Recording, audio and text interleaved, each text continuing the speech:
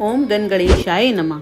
शिवाय गौरी पद्मनाभ वृंद, सूर्याय दक्षाध्वरनासिकाय, श्रीनीलकंठाय वृषध्वजाय, तस्मै शिकाराय नमः शिवाय। जो कल्याण रूप है, पार्वती जी के मुख कमल को प्रसन्न करने के लिए जो सूर्य स्वरूप है, जो दक्ष के यज्ञ का नाश करने वाले हैं, जिनकी ध्वजा में बैल का चिन्ह है, उन शोभाशाली नीलकंठ श्रीकार स्वरूप शिव जी को मेरा नमस्कार है। आप सभी श्रोताओं का माँ की धरोहर चैनल पर स्वागत है। आप सभी को पवित्र सावन माह की बहुत बहुत बधाइयाँ। आप सभी शिव में होकर कथा सुनते हैं, जानकर बहुत अच्छा लगता है। आप सबके अपने घरों में, पड़ोस में, मोहल्लों में, कॉलोनियों में झूले भी पड़ गए होंगे। मैं अपने श्रोताओं व प्रत्येक सुंदर मन वाले मनुष्यों, जीव जंतुओं, पशु पक्षियों की कुशलता के लिए भोले बाबा से प्रार्थना करती हूँ। तो झमाझम बारिश व कांवड़ियों की बम बम लहरी के साथ हम भी अपनी कथा का आरंभ करते हैं। आज की संक्षिप्त कथा का शीर्षक है वीरभद्र का प्राकट्य और दक्ष यज्ञ विध्वंस। तो सभी प्रेम भाव से सुनिए। भगवती सती के योगाग्नि में जलकर भस्म हो जाने का समाचार शिव गणों ने भगवान शिव को सुनाया। शिव गणों ने कहा, महेश्वर, दक्ष बड़ा ही दुरात्मा और घमंडी है। उसने वहां पहुंचने पर देवी सती का अपमान किया। उस दुष्ट ने यज्ञ में आपका भाग नहीं दिया था। प्रभु, यज्ञ में आपका भाग न देखकर सती देवी क्रोधित हो उठी और पिता दक्ष की निंदा करते हुए उन्होंने योगाग्नि द्वारा अपने शरीर को जलाकर भस्म कर डाला। हम लोग दक्ष पर कुपित होकर यज्ञ को नष्ट भ्रष्ट करने लगे, परंतु भृगु के मंत्र बल का हम सामना न कर सके। महाप्रभु, दक्ष तथा उसके सहयोगियों ने घमंड में चूर होकर आपका विशेष अपमान किया है।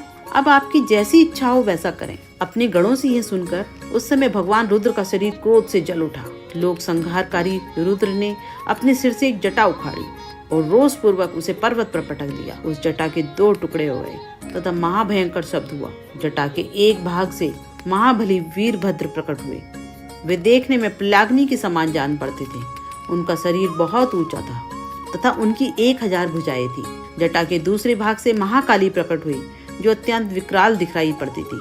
वीरभद्र ने भगवान शिव को प्रणाम करके कहा, महारुद्र, मुझे शीघ्र आज्ञा दीजिए। इस समय मुझे कौन सा कार्य करना होगा? आपकी कृपा से मैं आधे ही क्षण में सारे समुद्र को सुखा सकता हूँ और संपूर्ण पर्वतों को पीस सकता हूँ। महेश्वर, मैं एक ही क्षण में सारे ब्रह्मांड को जलाकर भस्म कर सकता हूँ।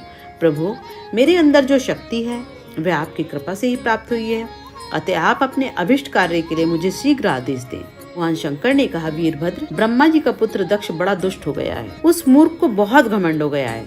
तुम उसके यज्ञ का विध्वंस करके उसमें भाग लेने वाले सभी लोगों को यथोचित दंड दो और शीघ्र मेरे पास लौट आओ। यदि कोई तुम्हारा विरोध करे तो उसे भी जलाकर भस्म कर देना। घमंडी दक्ष का सिर काट देना और यज्ञ कलश के जल को पी जाना। भगवान शंकर की आज्ञा प्राप्त कर वीरभद्र समस्त शिवगणों के साथ दक्ष यज्ञ में पहुंचे। वहां उपस्थित देवगणों को वे अपने तीखे बाणों की चोट से घायल करने लगे। बाणों की चोट खाकर समस्त देवता इधर उधर 10 दिशाओं में भाग चले। तब वीरभद्र शिवगणों के साथ यज्ञशाला में गए। उनका रौद्र रूप देखकर समस्त ऋषि अत्यंत भयभीत हो गए।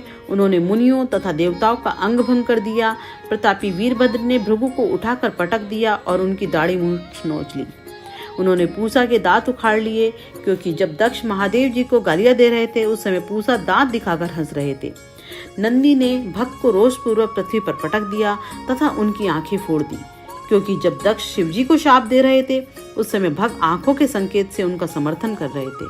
वहां उपस्थित स्वाहा और स्वधा आदि देवियों की भी भारी दुर्दशा रुद्रगणों ने की। दक्ष यज्ञ के मारे भीतर छिप गए थे। वीरभद्र उनको बलपूर्वक बाहर घसीट लाए और उनके मस्तक पर उन्होंने तलवार का प्रहार किया। पहले तो योग बल के प्रभाव से दक्ष का मस्तक नहीं कटा, किंतु अंततः वीरभद्र ने शिवद्रोही दक्ष का सिर मरोड़ कर तोड़ डाला और यज्ञ कुंड की प्रज्वलित अग्नि में उसे झोंक दिया।